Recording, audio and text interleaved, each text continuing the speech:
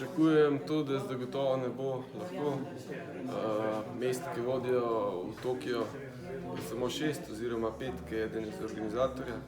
Tako da bo res treba pokazati najboljšo formo v karieri.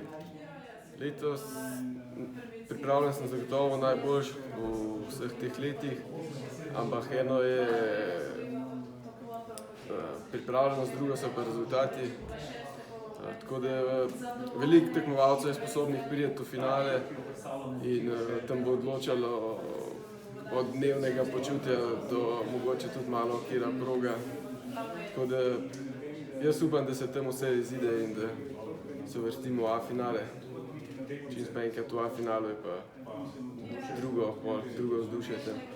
Sedanji potek, v bistvu, kdo se spozna, nakazuje uvrstitve v A-finale. Vsakič je zmanjkalo res minimalno.